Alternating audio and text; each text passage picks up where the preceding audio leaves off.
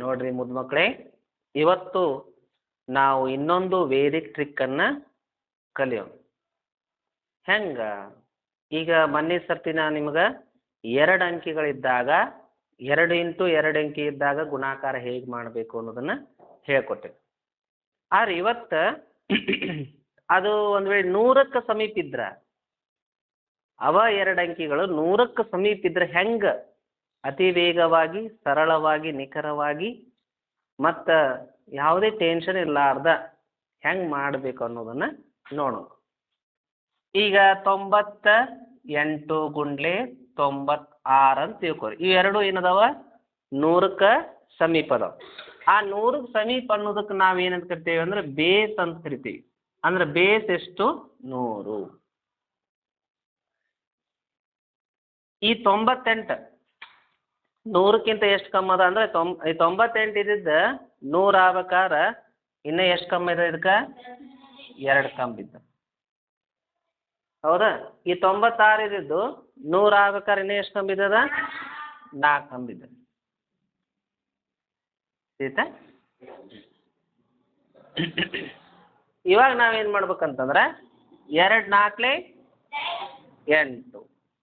ಇಲ್ಲಿ ಎಷ್ಟು ಪೂಜೆ ಅದಾವ? ಅದಕ್ಕೆ ಇಲ್ಲಿ ಎಷ್ಟು ಸ್ಥಾನ ಐತಿ? ಅಂದ್ರೆ ಇನ್ನೂ ಒಂದು ಇರಂಗೆ ಮಾಡ್ಕೋಬೇಕು. ಆಯ್ತಾ? ಅಂದ್ರೆ ಇಲ್ಲಿ 2 ಪೂಜೆ ಅದಾವ, ಅದಕ್ಕೆ 2 ಸ್ಥಾನ ಇರಂಗೆ ಮಾಡ್ಕೋಬೇಕು. ಈಗ 98ರಾಗ 4ನ್ನ ಕಳಿಬೇಕು. 98ರಾಗ 4 ಕಳೆದ್ರೆ 90. ಇದೇ ಆನ್ಸರ್. ನಿಮ್ಗೆ ಲೆಕ್ಕ ಮಾಡಿದಂಗೆ ಅನಿಸ್ತಾ ಏನು ಆಟ ಆಡಿದಂಗೆ ಅನಿಸ್ತಾ? ಹೌದಲ್ಲ? ಹೌದಲ್ಲ? ನಾವು ಮಾಡಕತ್ತೆ ಸುಮ್ಮೇನೋ ಆದ್ರೆ ಉತ್ತರ ತಾನೇ ಬಂದ್ಬಿಡ್ತದೆ. ಹೌದಲ್ಲ?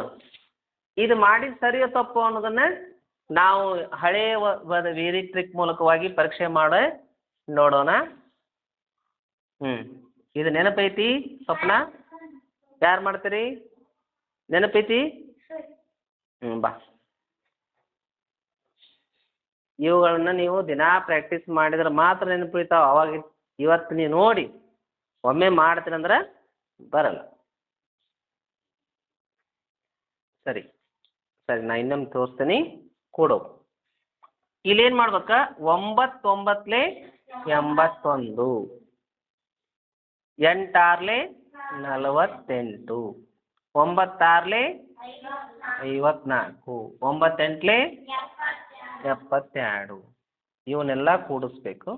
8ಕ್ಕೆ 8, 4 4 8, 8 2, 1 ಕೈಲಾ ಬಂತು 0, 1 5 6, 6 7 13, 1 ಕೈಲಾ ಬಂತು 4, 8 1 9. ನೋಡ್ರಿ, ಕರೆಕ್ಟಾ? ಹಂಗಂದ್ರೆ ಈಗ ಇನ್ನೊಂದು ನಾ ಹಾಕ್ತೀನಿ. ಯಾರು ನೋಡ್ರಿ, ಈಗ ಇದೇ ಟ್ರಿಕ್ಕನ್ನು ಬಳಸಿ ನಮ್ಮ ರವಿಕುಮಾರ್ ಉದ್ಬಾಳ್ ಗೌಡ್ರು ಈ ಲೆಕ್ಕವನ್ನು ಮಾಡ್ತಾರೆ. ಮಾಡ್ಕೊ. ಬೇಸ್ ಯಾವ್ದು ಹೇಳ್ರಿ? ಯಾವ್ದು ಬೇಸ್? 100. 95 ಅನ್ನೋದು 100ಕ್ಕಿಂತ ಎಷ್ಟು ಕಮ್ಮಿ ಅದ?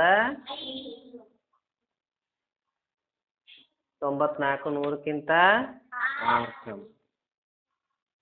5 6 30. ಅವನ್ನ ಗುಣಾಕಾರ ಮಾಡ್ಬೇಕು, ಸ್ವಪ್ನ ಕೂಡ್ಸೋದಲ್ಲ. 95ರಾಗ 6 ಕಡಿ ಕ್ರಾಸ್ ಸಬ್ಟ್ರಾಕ್ಷನ್ ಮಾಡ್ಬೇಕು. ವ್ಯವಕಲನ ಮಾಡ 95ರೊಳಗೆ 6 ಕಳೆದ್ರೆ 89. ಮುಗೀತು. ಈಗ ದಿಸ್ ಇಂಟು ದಿಸ್ ಮೆಥಡ್ಲಿ ಯಾರು ಚೆಕ್ ಮಾಡ್ತೀರಿ ಅವು ಮಾಡಿದ ಸರಿಯಾ ತಪ್ಪು ಅಂತ? ಯಾರು ಮಾಡ್ತೀರಿ? ಅಷ್ಟೇ ಇರ್ಲದ ಏನು ತಪ್ಪಂತ ಗೊತ್ತಾಗಲಿ. ಅವು ಒಂದ್ರ ಕೆಳಗೆ ಒಂದು ಬರ್ಬೇಕು. ಅವು ನೋಡು, ಇದು ಹಚ್ಬೋದು.